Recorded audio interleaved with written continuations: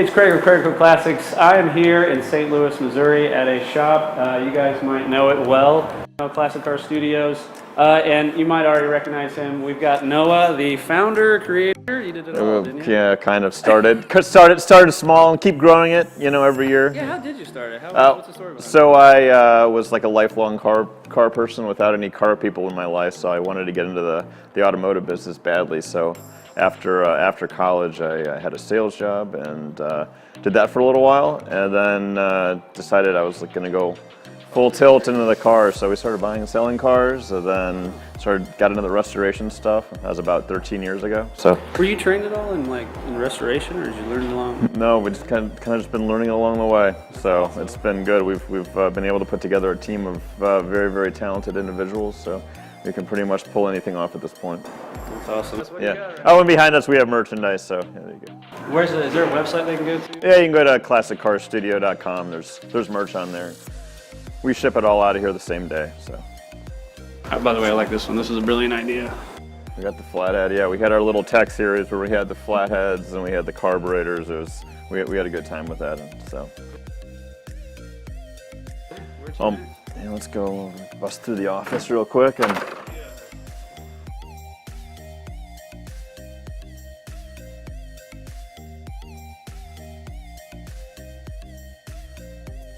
All right, so we're gonna walk out in the shop, kind of show you. Here's my messy office.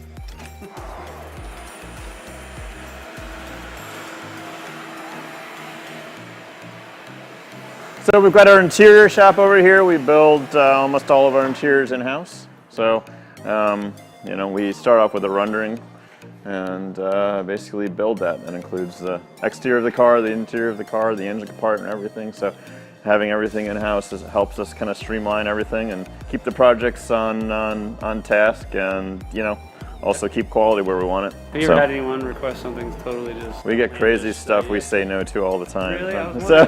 And crazy stuff we say yes to. That, but no. It has to make sense, Both.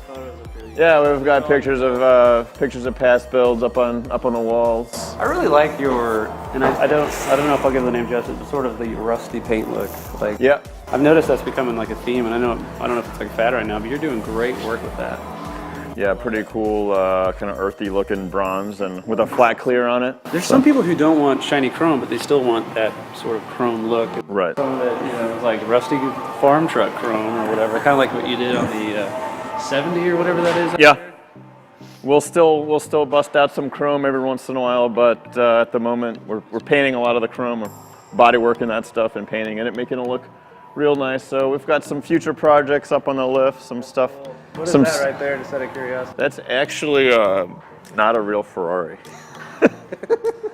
I want it. Yeah, it's pretty cool, but it is Ferrari powered, which is kind of cool. So, but it's based on a Datsun. So, really? Someone was making these kits. Car, another one? Yeah, someone was making these kits. A customer bought it. It used to be roadworthy and then burned to the ground. So we're putting it back together for him. Scout right here? We do. Yeah, there's a cool. Those are rare, aren't they?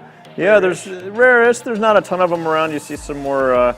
Usually see some more Broncos and Blazers. But yeah, it's a Scout. It's got all modern drivetrain in it at the moment. So I've been wanting to do one of those. That or a Bronco. But this thing's neat. It's got a new LS engine in it.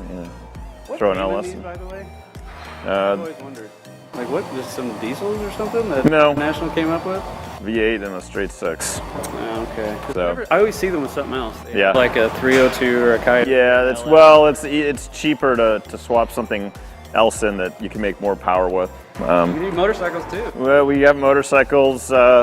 Excuse our junked up corner here. So this is a new piece for the shop. We've got a new plasma table, which has been great in terms of streamlining projects and cutting down time. I was gonna say time.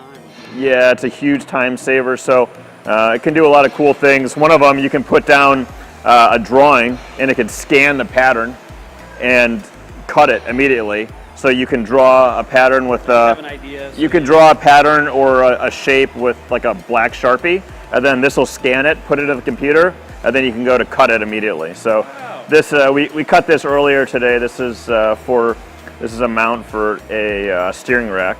Wow. We had to. Really, just a giant plasma cutter. It's just a giant plasma cutter, so it works out well. But yeah, in terms of a guy cutting it out by hand, it's a lot more efficient, and you can make a bunch of them at once. So pretty straightforward. So this is kind of our metal fab area. We've got a shear, a brake, a slip roll. This is a 55 we're working on at the moment. We've got the front end off over here, as you can see some of. Is that a 56? 55. So we're getting pretty close to body work on this one. But we've got all our custom. We usually close out the. You're building for a customer? Yep, for a customer. So. Is that how you judge that little device that's on that wheel over there? Yeah, so that's how we. Like how much room you have underneath? We do. We usually put the tire under there, and we figure out what backspace we want on the wheel with that tool. So. And then we basically build a car around the tire, and then get the backspace tool on there, and go from there. So you can fit really whatever you want underneath it within reason. So little engine cover, power hammer, English wheel, bead roller. So. Slowly, like when you needed it, you just bought it? Yeah, we kind of every year determine what we need and then buy tools at the end of the year, big stuff. So just keep going. So we pretty much have. That looks familiar. Pretty much have everything we need at this point, but all the big stuff. But everybody's got their own lift. That's where the mechanics are, like where you guys. Yeah, so we do most of our mechanical work over here. They start on this side. And we do all of our sheet metal back here, and then we do all our mechanical work over here. Then I'll show you the body shop in a second, where we kind of wrap things up.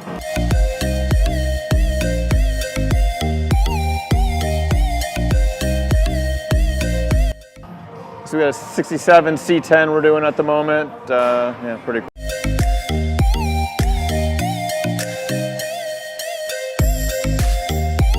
Is that another method SVT? Is that like a? So that's actually, yeah, it's actually it was holding the place of the actual engine, which is being built. Yeah, that's our mock motor. Grill says 68, 69. What is it though? I don't know. We haven't. What is it actually? 60. Yes. The grill says 68, 69. So does the fender flare. So. Yeah. I'd say 69 because it has the side right. reflectors. I think it is a 69. Is this something you guys did, or is this? This is a project that just came in. We're doing a bunch of mechanical work to it. So. That's cool. Yep. What are they doing to it? Engine, transmission, wiring harness. Pretty neat.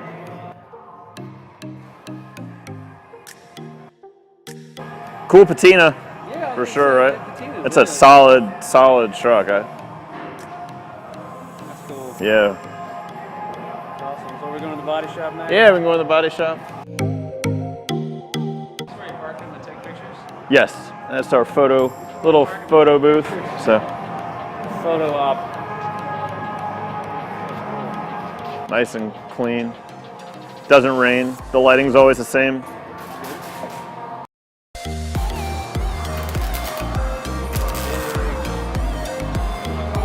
Yep. Yeah, there's a lot of stuff at once. This Dan. What's up?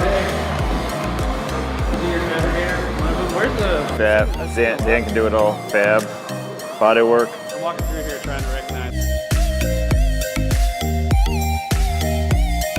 So it's a 34 Ford. Working on. What's that over there? We got a Chevy truck. We're kind of getting close to getting the body gaps on it squared up. Okay.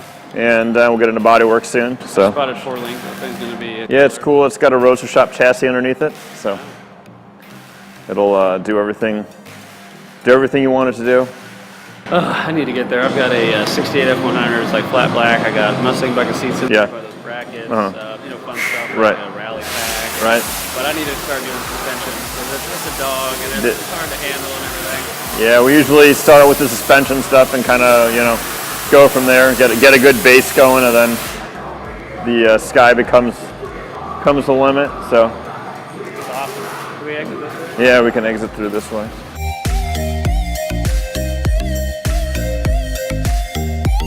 So we had our paint booth over here. We kind of do our final prep, our final paint steps here, wet sanding, buffing, all that stuff. And then behind the paint booth we have a mixing room, so where we can mix up pretty much any custom color or nail factory stuff very accurately. So I noticed you have signs on some of these cars out here, and is this just storage sort of for some? Most of it's for sale over here. Most of it's for sale. Some kind of temporary storage, stuff we're about to work on, or maybe stuff that's in progress but waiting for parts. Gotcha. Type deal. So hey, we'll end over here at the where you mix it. Yeah, absolutely. The cars take up a lot of space, so we're always shuffling, and we got some new lifts to get everything up in the air and kind of free up. Yeah, so we're going to run them all the way down to the end by the door. And then we've got our mixing room in here, so pretty straightforward. We spray all Glazer it, which we have good luck with. So we spend all that time body working forever and ever, so you got to nail the paint is the final step. Right, where we're going now. Becomes important. So yeah, this is our showroom, and we kind of started over here, so we've come full circle. This is what I wanted to talk about next. Yeah. I appreciate the tour, man. I really, absolutely. I appreciate you letting us in here and having taking time for your business. Well, thanks for coming by. There you go. I like your shop, and I've always respected your work. So you do some great work, man. Yeah. Well, thank you guys for coming by.